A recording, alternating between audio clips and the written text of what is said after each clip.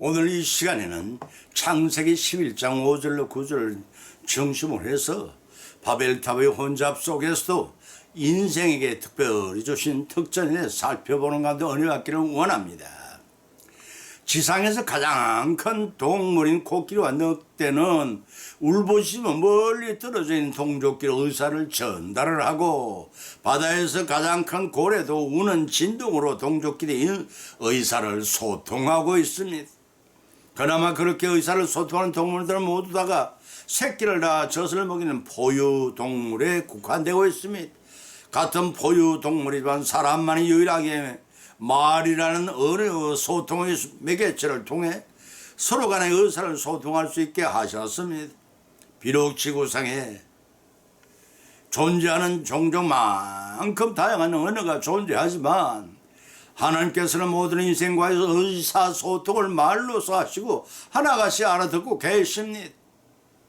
처음부터 인간의 언어가 다양하지는 않았습니다. 하나님께서 인간의 교만한 집단 범죄를 방지하기 위해 바벨탑을 쌓을 때에 하나로 교통하던 인류의 언어를 번잡게 하셨습니다. 그렇기 때문에 아무리 다양한 언어로 사람들이 하나님과 교통할지라도 다 알아듣고 계십니다. 천국에 가면 동력사 없이도 바벨탑 사건 이전 때처럼 통일된 하나님 말로서 서로 통용될 것으로 여겨집니다. 이것이 인생이 동물과 다른 하나님께 주신 특전입니다.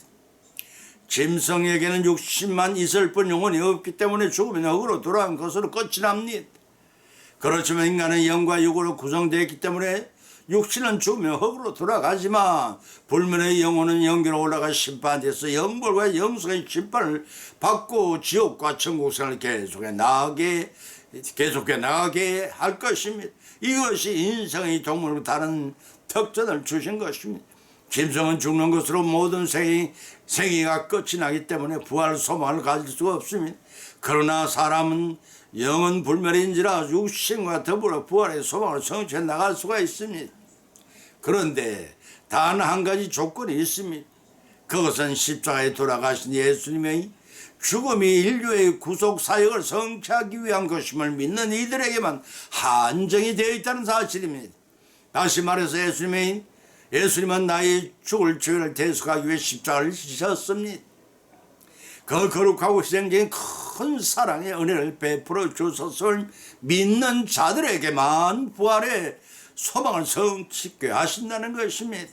이것이 인생의 동물과 다른 특전을 주신 것입니다. 과연 그러한 지를 본문의 말씀을 상고하는 가운데 피자의 풍성한 은혜 받고 실천을 위해 결단하는 귀중한 시간이 되시기를 예수님의 이름으로 간절히 축원을 드립니다. 첫 번째는 언어 능력을 인간에게 주셨습니다.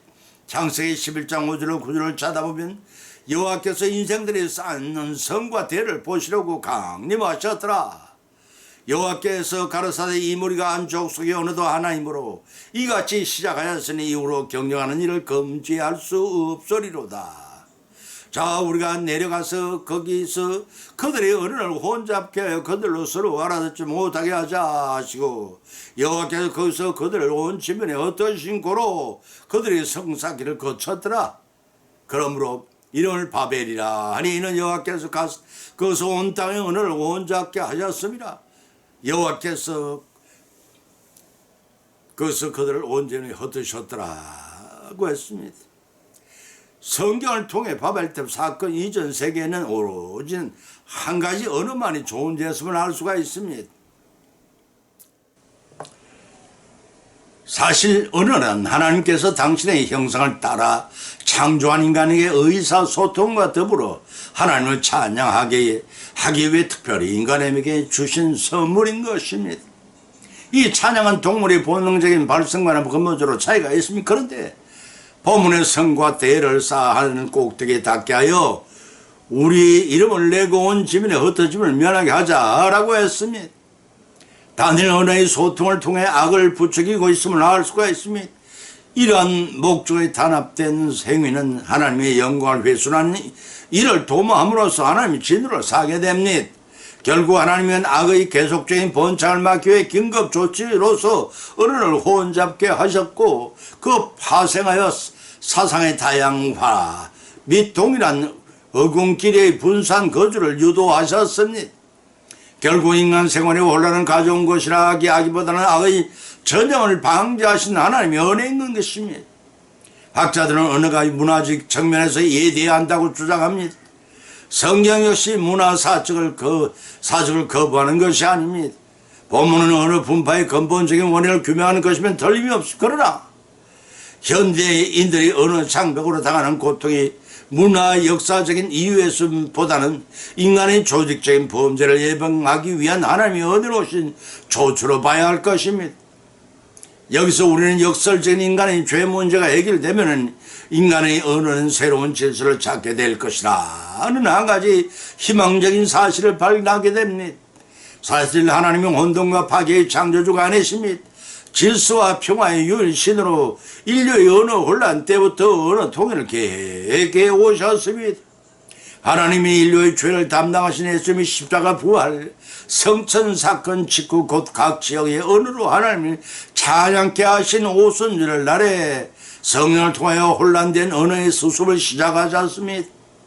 이 회복의 역사는 점차적으로 완성되어 갈 것입니다. 머지않아 하나님의 영광스러운 보좌 앞에서 구속받은 백성들이 하나님이 찬미하는 날 비로소 완전한 하나님이 통일된 언어를 이루게 될 것입니다. 계시록 7장 9절의 말씀입니다. 이와 같이 은혜의 혼잡은 바벨 탑을 건축하려 했던 교만한 인간에게 내려진 하나님의 징벌이었습니다. 우리 모두 하루아침에 서로가 말이 통하지 않게 된다면 어떻게 되겠습니까? 아비 규환과 같은 혼란의 현상이 전개될 것입니다. 서로 말이 통하지 않기 때문에 성을 쌓겠다는 인간의 계획들은 더 이상 진척될 수가 없었습니다. 자연히 언어가 소통되는 사람끼리 모여질 것입니다.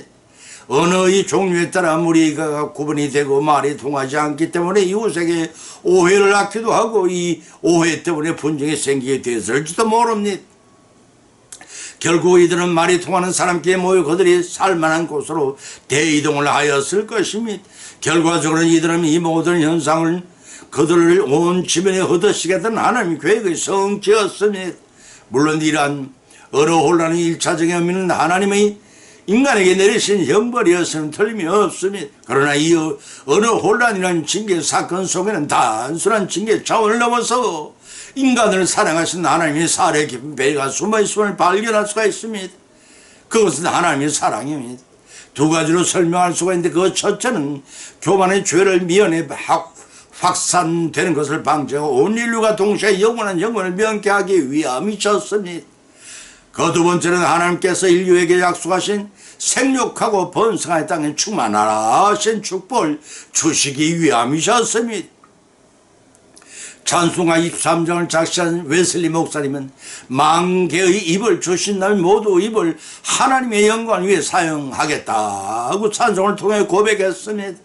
그와 같이 지구상에는 사는 수많은 종족의 언어가 다양할지라도 오순절 때처럼 하나님의 영광을 돌려야 합니다. 입을 주시고 언어를 주신 것은 축복이며 하나님과 교통하며 찬양을 오리는 것은 인생의 동물과 다른 축복을 받은 것임을 알고 그 축복을 누리시는 우리 모두가 되시기를 예수님의 이름으로 축원을 드립니다. 두 번째는 영생할 수가 있다고 했습니다. 요한복음 3장 14절과 15절과 30절을 찾아보면 모세가 광야에서 뱀을 든 것 같이 인자도 들려 하리니 이는 저를 믿는 자마다 영생을 얻게 하려 하심이라.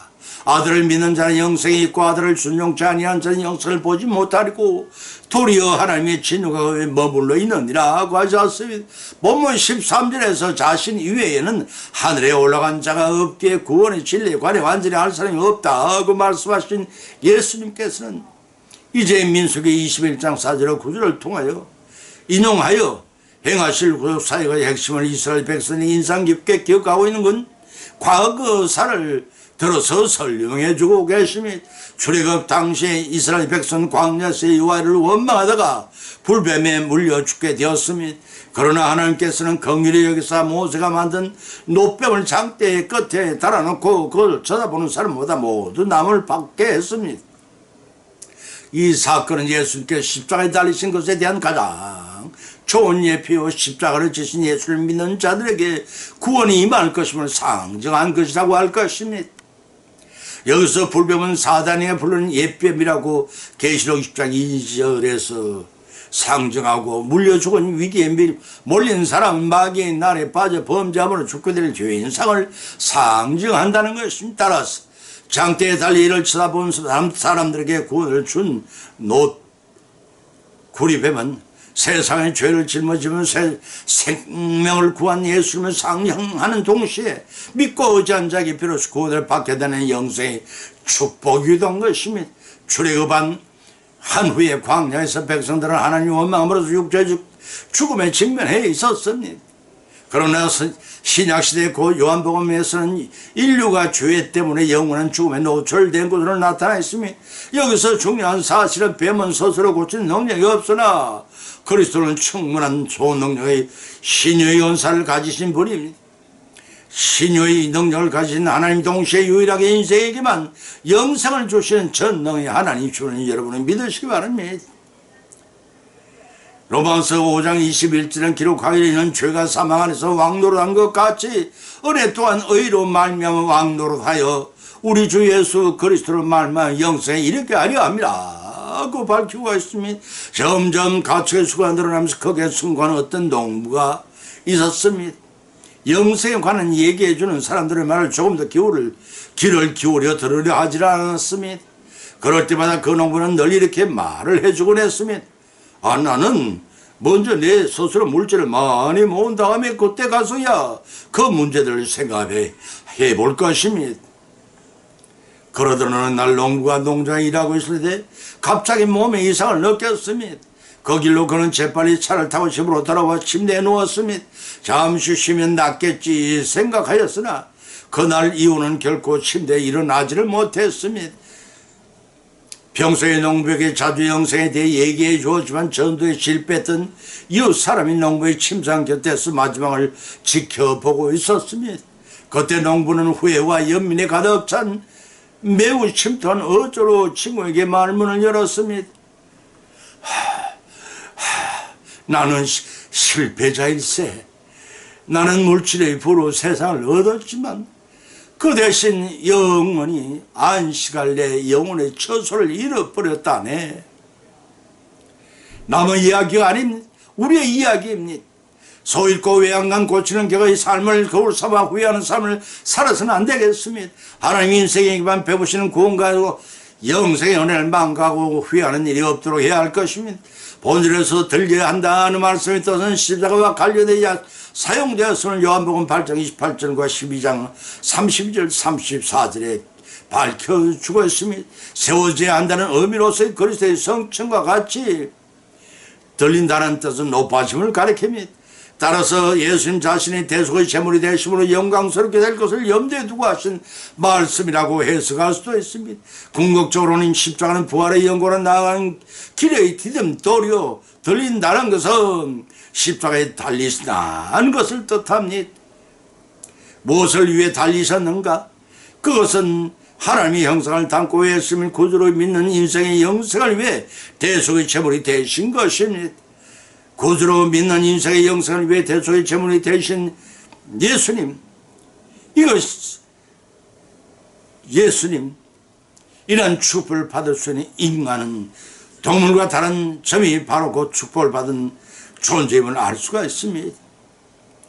지금은 은혜 받을 때임을 알고 순종하여 놓지 말고 성취하여 어두운 데서 이를 갈고 분해하는 일이 없도록 최선을 다하시는 믿음의 삶을 이루어 승리하시는 저와 여러분이 되시기를 예수님 이름으로 간절히 축원을 드립니다. 두 번째는 부활의 소망을 주셨습니다. 바벨탑의 번잡한 속에서도 하나님께서 부활의 소망을 주셨습니다. 고린도서 15장 12절 15절을 찾아보면 아담 안에서 모든 사람이 죽은 것 같이 그리스도 안에서 모든 사람이 삶을 얻으리라. 그러나 각각 자기 차례대로 되리니 먼저는 첫 열매인 그리스도, 다음에는 그리스도가 강림하실 때 그에게 붙은 자요 그 위에는 나중에는 저가 모든 정사 모든 권세와 능력을 멸하시고 나라를 아버지 하나님께 바칠 때라고 하셨습니다. 예수님의 부활은 자신의 영광을 위해서가 아닙니다. 성도들에게 부활의 진실성과 확실성을 보여 주시기 위한 것입니다. 만일 죽은 자의 부활이 없다면 우리는 다섯 가지 은혜에 봉착하게 될 것입니다. 그것은 첫째는 성교도 헛되고 믿음도 헛될 것입니다. 불의가 없는 공허한 것을 어찌 전할 수 있겠습니까? 그 두 번째는 전도자는 하나님이 거역하고 빙자하여 거짓 증거를 한 것이 됩니다. 예수님의 인류 구속 사의 목적도 거짓이 되고 말 것입니다. 그 세 번째는 믿음도 헛되고 여전히 인간은 죄 가운데 있게 될 것입니다. 그 네 번째는 믿음 안에서 죽은 자는 구원을 받지 못하면 멸망할 수밖에 없다는 것입니다. 그 다섯 번째는 종만의 구원받기를 소망해 자기를 포기하며 사는 기독교인들은 불신자들보다 더 불쌍한 자들이 될 것이라는 것입니다. 신실하게 확신을 갖고 믿는 신자들까지도 부활에 대해 사실 여부에 관해 질문을 던지면 글쎄요 라고 우물쭈물하기가 십상이고, 죽은 자가 어떻게 살아날 수 있느냐 하는 질문에 사랑하는 성도 여러분은 불신자들에게 무엇이라고 답변해 주실 수가 있겠습니까? 오래전에 아라비아 사막의 회계도와 기독교의 우열이 만나서 대화를 나누게 되었습니다. 주제가 자신이 갖고 있는 종교에 관한 것이었습니다. 회계도가 먼저 자신의 말투로 입을 열었습니다. 우리 회계도는요, 당신 내 기독교가 가지지 못한 것을 가지고 있습니다. 그것은 아라비아 메카에 가면 우리 회계도의 교주 마호메트의 묘가 있습니다. 그 안에는 마호메트의 시신이 있어서 그가 살아있었다는 것을 알게 해주지만, 당신의 기독교의 발상지인 예루살렘에는 예수님 무덤이 비어있다는 사실입니다. 이 말을 들은 기독교인은 겸손하게 진중하게 대답해 주었습니다. 예, 그렇습니다. 그 말씀이 맞습니다. 무덤이 비어있죠. 바로 그 점이 기독교와 회계도 사이에 크다는 차이점을 말하고 있는 것입니다. 마호메트의 무덤은 그가 죽어서 그 육체가 썩었다는 것을 말해주지만, 우리 주 예수님의 무덤이 비어있다는 것은 예수님은 죽어서는 다시 부활하여 성전했다는 사실을 입증해 주는 것입니다. 다시 말해서 회계도는 이미 죽은 종교이지만 기독교는 살아서 역사하는 종교라는 것을 대변해 주는 것입니다. 이 말에 그만 회계도는 풀이 죽어 가만히 듣고 아니었습니까? 그렇습니다. 무덤이 없는 예수님, 그는 바로 우리가 믿고 따르는 예수 그리스도의 우리의 구주이십니다. 지금도 우리 살아계셔서 우리를 구원의 길을 인도하시고 부활하여 영생의 복받기를 원하고 계십니다. 그 부활은 죽은 지 나흘이 되어 냄새가 난 시신이 다시 생명을 얻은 나사로와 같은 그런 육신적인 회생이 아니라 우리의 영과 영의 정량을 받고 이런 자들의 천국의 영원히 사는 영생을 누리기 위해 변화되는 신령한 상태를 가리킵니다.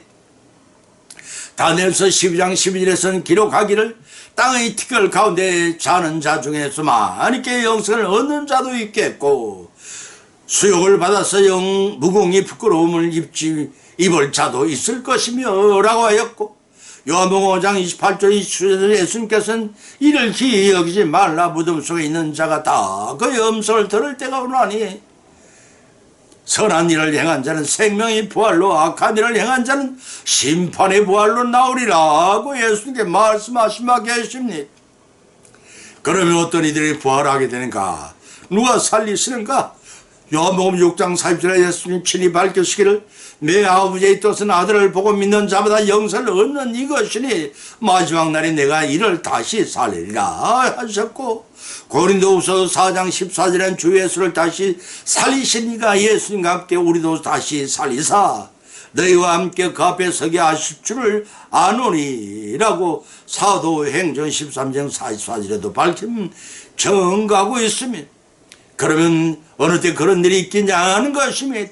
데살로니가전서 4장 16절 17절에서 기록하기를 주께서 호령과 천사장의 소리와 하나님이나 아폴로 친히 하늘로 쫓아 강림하시리니 그리스도 안에서 죽은 자들이 먼저 일어나 그 후에 우리 살아남은 자도 저희와 함께 구름 속에 끌려 올려 공중에서 주님을 영접하게 하시니 그래야 우리가 주와 항상 있으리라고 하셨습니다. 할렐루야. 주 예수님 어서 오시옵소서. 악망하며 재림 주님을 기뻐하는 영적의 부활의 소망을 성차여 누리시는 우리 모두가 되시기를 예수님의 이름으로 축원을 드립니다. 결론을 맺습니다. 오늘의 본 말씀은 상고하는 가운데 비찬 믿음대로 은혜를 받았고 또한 세 가지 교훈을 받은 줄 압니다. 첫 번째는 인생이 다른 동물과 다른 인간에게 인생이 다른 동물과 다른 특징은 하나님과 교통할 수 있는 어느 능력을 주셨다는 것입니다. 두 번째는 인생이 동물과 다른 특징을 받았는데 육신이 죽으면 삶이라고 많은 심성과는 달리 사후에 영생할 수 있도록 복을 주셨다는 점입니다. 세 번째는 인생이 동물과 다른 특징을 받았는데 심성은 죽으면 완전히 끝이지만 인생은 사후에 영과 육이 부활할 수 있는 복을 주셨다는 점입니다.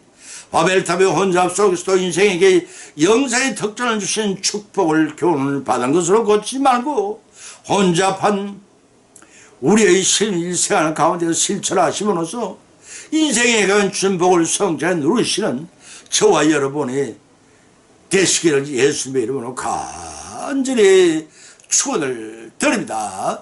찬송가 3대 59장을 올리겠습니다.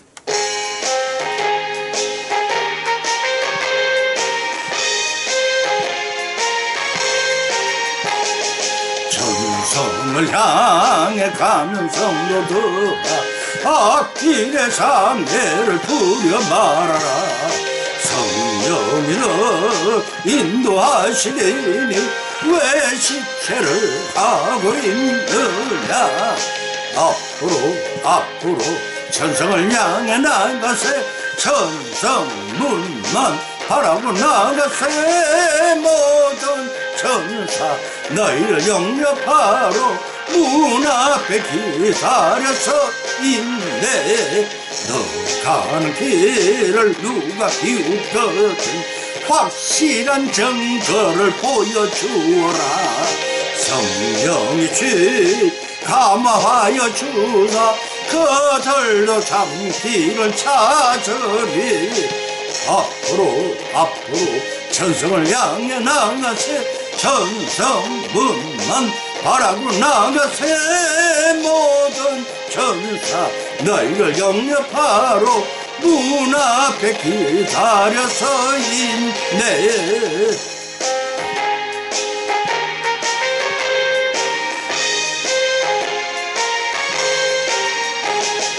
너 가는 길을 모두가 전해 네 손에 든 검을 꽂지 말아라.